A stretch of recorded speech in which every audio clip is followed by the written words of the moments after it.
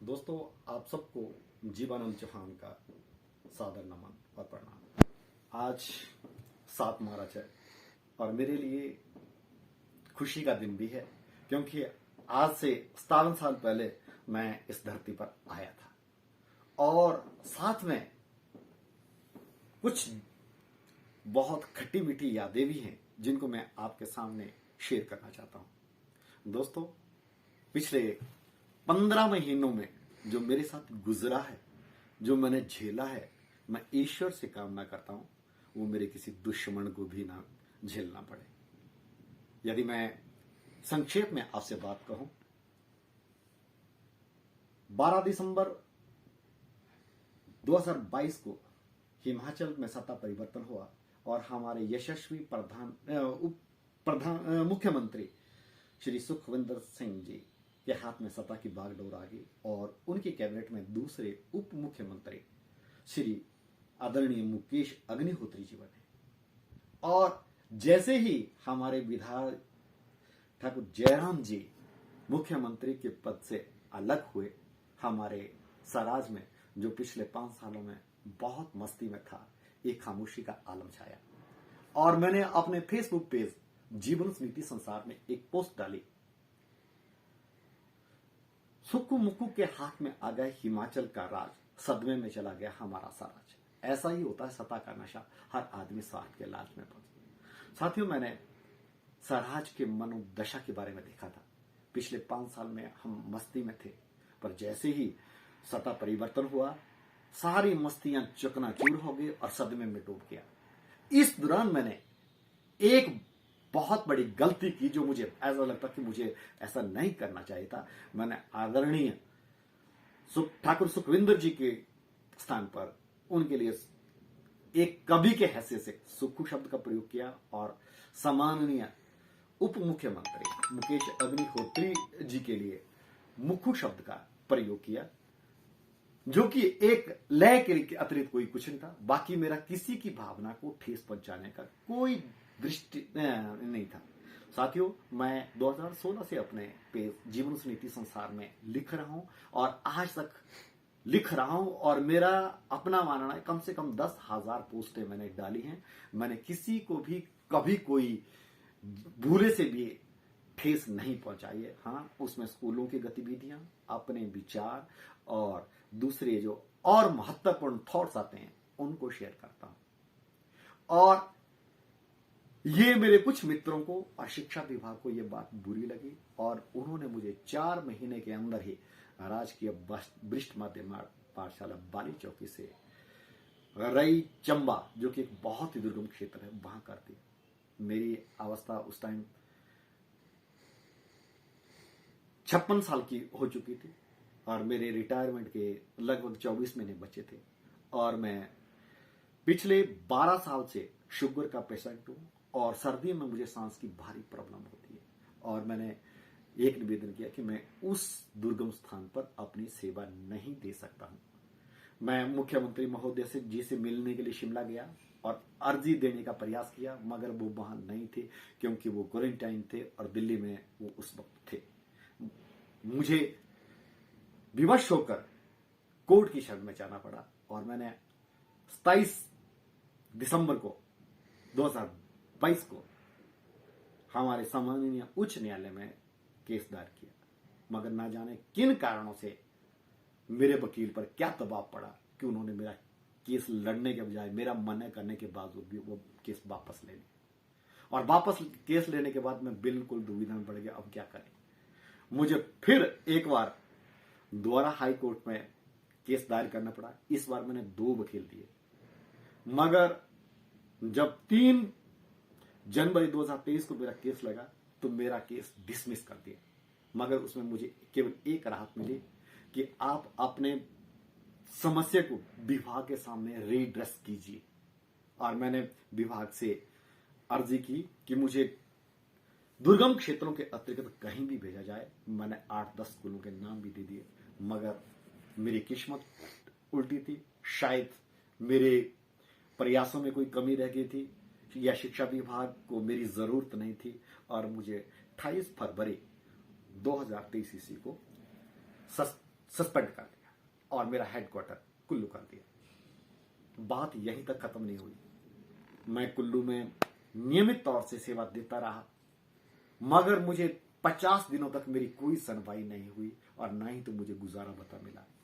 अंत में मुझे फिर एक बार हाई कोर्ट में केस करना पड़ा। इस बार मैंने 4 वकील लिए ताकि मेरा निपटारा जल्दी हो जाए। साथियों, हाई कोर्ट में केस में लड़ता रहा, इधर से मेरी इंक्वायरी की प्रोसीडिंग चलती रही और अंत में जाकर जुलाई में शिक्षा विभाग ने मेरी सस्पेंशन रद्द कर दी और रद्द करने के पश्चात फिर मुझे वही आयल चंबा दे दिया, जो कि मेरे स्वास्थ्य कारणों से शूट नहीं करता। एक बार पुण्य मेरा केस लगा था, हाई कोर्ट ने विभाग को यह डायरेक्शन दी थी इसे रही जाने के लिए विवश ना किया जाए, परंतु 19 अगस्त 2023 को विभाग ने मुझे रूल 4 के तहत बिना किसी नोटिस दिए ही रिटायर कर दिया। साथियों, केवल रिटायरमेंट तक की बात होती तो तब भी सीमित था।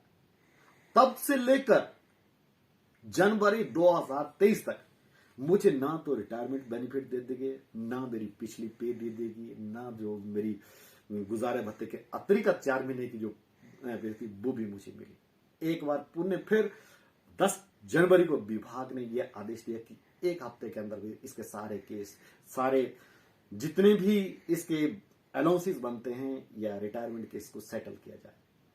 मगर मुझे 31 जनवरी 2023 तक 2024 तक कुछ भी नहीं मिला और 31 जनवरी को मुझे 6 महीने की पे मिली, जिसके लिए मैं विभाग का और माननीय उच्च न्यायालय का बहुत शुक्रगुजार हूं, क्योंकि मुझे बहुत आफत हो रही थी। मेरी हर महीने इंश्योरेंस और मकान की जो इंस्टॉलमेंट है वो 59,000 जाती है, जिसे मैं आप लोगों से उधार मांग करके या मिसेज या परिवार से लेकर के उसे भरता रहा है। सच मानो बहुत बुरा मेरा हाल था और मैं आपसे एक गुजारिश करता हूं कि आप भी यारो ईश्वर से दुआ करो कि मुझे न्याय मिले। अभी 11 मार्च को मेरी दोबारा पेशी है, उसमें मुझे निर्णय है। आज के इस दिवस पर मैं आपको एक गाना शेयर करना चाहता हूं, जिसमें कि मैं आपका तहे दिल से आभार व्यक्त कर रहा हूं।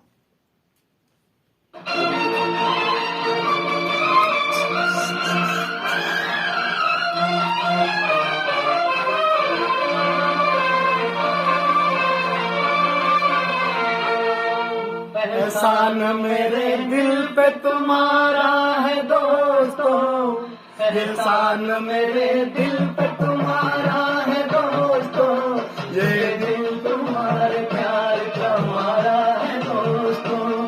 एहसान मेरे दिल पे तुम्हारा है दोस्तों, ये दिल तुम्हारे प्यार का हमारा है दोस्तों।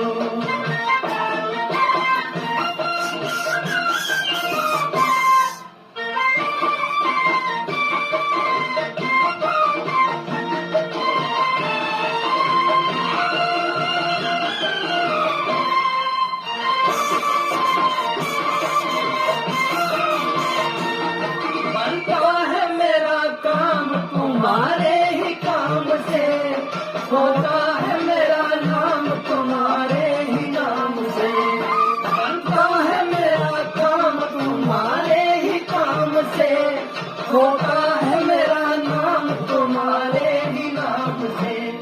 तुम जैसे कजरबा का सहारा है दोस्तों, ये दिल तुम्हारे प्यार का हमारा है दोस्तों। एहसान मेरे दिल पे तुम्हारा है दोस्तों, ये दिल तुम्हारे प्यार का हमारा है दोस्तों।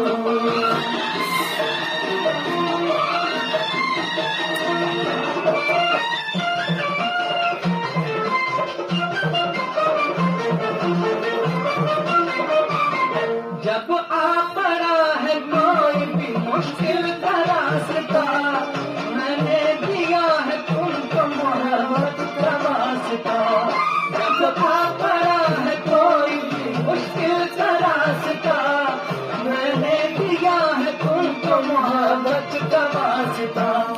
हर हाल में तुम्हीं को पुकारा है दोस्तों, ये दिल तुम्हारे प्यार का मारा है दोस्तों, एहसान मेरे दिल पे तुम्हारा है दोस्तों, ये दिल तुम्हारे प्यार का मारा है दोस्तों।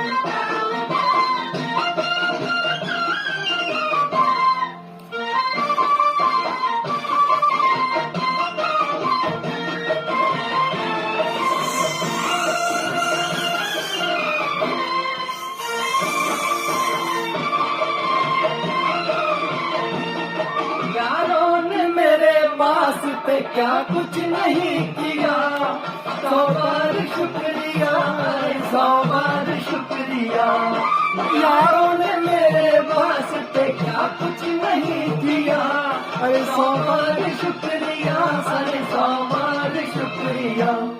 बचपन तुम्हारे संग गुजारा है दोस्तों, ये दिल तुम्हारे प्यार का मारा है दोस्तों, एहसान मेरे दिल पे तुम्हारा है दोस्तों, ये दिल तुम्हारे प्यार का मारा है दोस्तों, एहसान मेरे दिल पे तुम्हारा है दोस्तों, ये दिल तुम्हारे प्यार का मारा है दोस्तों। तो दोस्तों, ये गाना मेरे पर बहुत अच्छा है। मेरे इन मुसीबत के दिनों में मुझे दोस्तों ने उधार दिया है, और मैं जिनका अपने अंतिम सांस तक आभारी रहूंगा। और साथ में दोस्तों, मैं आपसे एक रिक्वेस्ट कर रहा हूं, यदि आपको मेरी बात सच्ची लगी है, मैंने स्कूल और बच्चों और अभिभावकों का पूरा ध्यान दिया है, पढ़ाई में अपना सब कुछ दान अर्पित किया है, तो आप मेरे इस पोस्ट को लाइक कीजिए, शेयर कीजिए, और मेरे फेसबुक पेज जीवन स्मृति संसार और फेसबुक आईडी जीवनानंद चौहान को फॉलो कीजिए। इतना लाइक कीजिए कि मेरी आवाज आपकी दुआओं के सहारे, आपकी आवाज के सामने मेरे ईश्वर तक पहुंचे, और मेरा ये जो संकट भरा दिन है वो ईश्वर इसको जल्दी से निपटाए और मेरा इंसाफ करे। यदि आपको लगता है कि मैंने कुछ गलत किया है और सच में मैं सजा का हकदार हूं, तब आप लाइक के बजाय इसको डिसलाइक कीजिए, मगर जरूर कीजिए। आपकी आवाज फिर ईश्वर तक पहुंचनी चाहिए, ताकि मुझे मेरे किए की सजा मिले। मैं किसी को दोषी नहीं देता हूं। एक बार पुण्य आदरणीय मुख्यमंत्री महोदय का और शिक्षा विभाग का और उप मुख्यमंत्री महोदय का और उनके उन सभी सज्जनों का तहे दिल से आभार व्यक्त करता हूं और क्षमा मांगता हूं जिनको कि इससे ठेस लगी है। मैं आशा करता हूं वे मुझे क्षमा करेंगे, जैसे कि मैं 2 बार आदरणीय मुख्यमंत्री महोदय से मिला भी और उन्होंने मुझे क्षमा भी कर दिया, और साथ में यह भी कहा था कि आपके साथ न्याय किया जाएगा, मगर मैं आज भी उस न्याय का इंतजार कर रहा हूं। जय हिंद।